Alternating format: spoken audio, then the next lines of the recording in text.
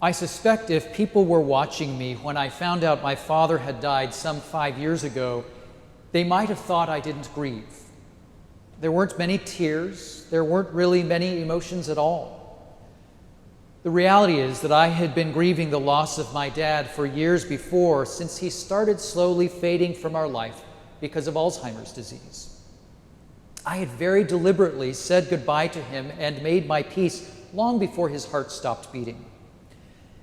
Yet, like so many people have experienced, I have sudden, unexpected moments of sadness, of missing him, of tears welling up in my eyes. I'll see a picture of a shared summer vacation, or hear some music, or smell some food, and it will be as if he's right there with me in that moment. And I'll deal with his loss almost as if for the first time again. Denial, anger, bargaining, depression, acceptance. You may be familiar with these, as they are commonly known as the 5 stages of grief. A psychiatrist named Elizabeth Kubler-Ross wrote an influential treatise entitled On Death and Dying just over 50 years ago in 1969. In that book, she sets out the journey of people coming to terms with the diagnosis of terminal illness, coming to grips with their impending death. Over the years, mental health practitioners started to apply these stages also to the journeys of people grieving the death of a loved one, and then even more broadly to any experience of grief. They best serve as descriptive of some of the dynamics that grieving people might go through, not prescriptive of what one must go through. To put it in the common parlance of caregivers, there is no right way to grieve. Indeed, anyone who has gone through the loss of someone they love, or the loss of a job, or really any deeply felt loss, knows that no roadmap exists for that journey of grief.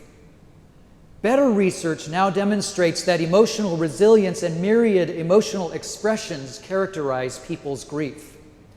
Anyone who is grieved knows that intense feelings of sadness or anger can burst suddenly on the scene and then be hidden for long periods.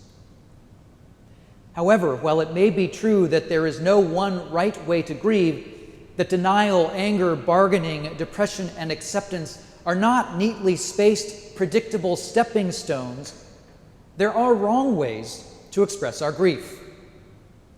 It's not appropriate, for example, to get rip-roaring drunk and beat someone up. It's not okay to eat nothing but Twinkies for 2 months, or to exercise so intensely as to sustain serious injury. You may recall that on the first Sunday in Lent, we touched on the difficulties we have helping each other grieve. We talked about how uncomfortable we can feel around someone who is deeply saddened, and how quite often, consciously or unconsciously, we act to comfort ourselves by offering placating platitudes so that we might move quickly off the grief.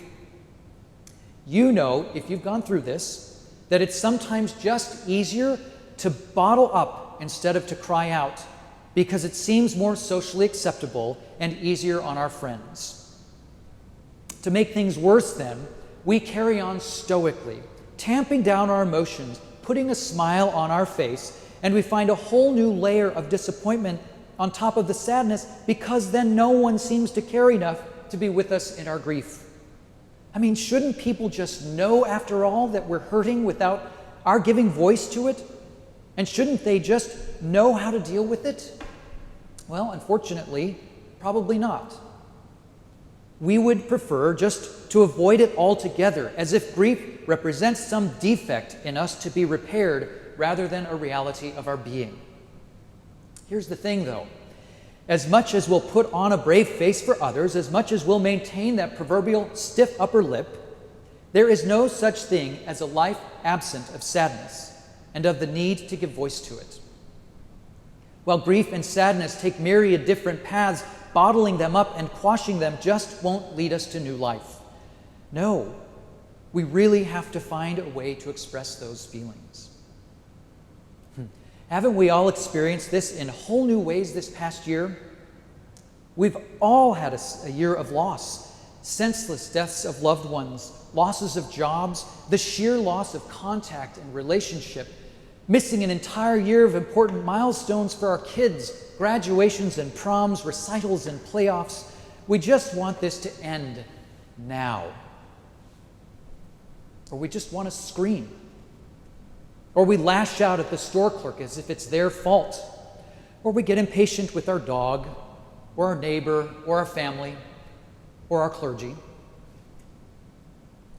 This Lent, I'm inviting us each week to take up, to reflect on, to ruminate over, to luxuriate in a simple but profound verse from the psalm appointed for the day. I'm reminding us each week that the Psalms give expression to every possible facet of human experience. Today it's Psalm 107, verse 19, that is our gift to receive with joy. It says, "Then they cried to the Lord in their trouble, and He delivered them from their distress." Then they cried to the Lord in their trouble, and He delivered them from their distress.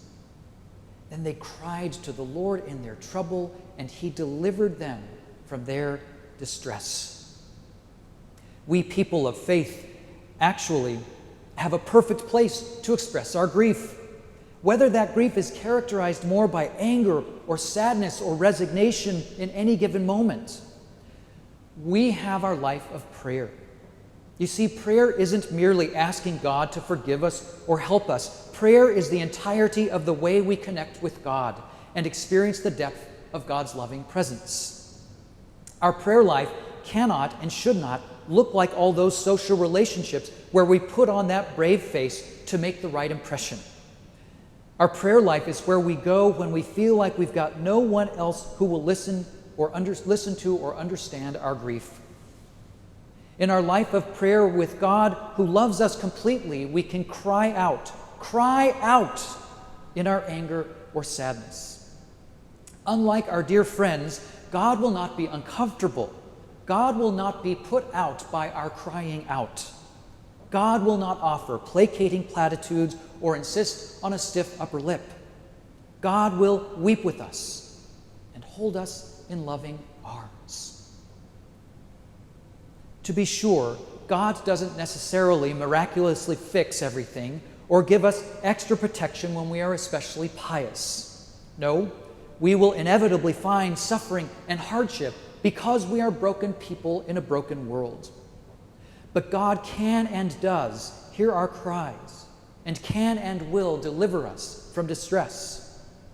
In other words, whatever unknown, unforeseen, unpredictable path grief might take in our lives, we as people of faith know that grief is temporary, necessary and unavoidable, but temporary. God's healing love will deliver us from distress both in the moment and in eternity.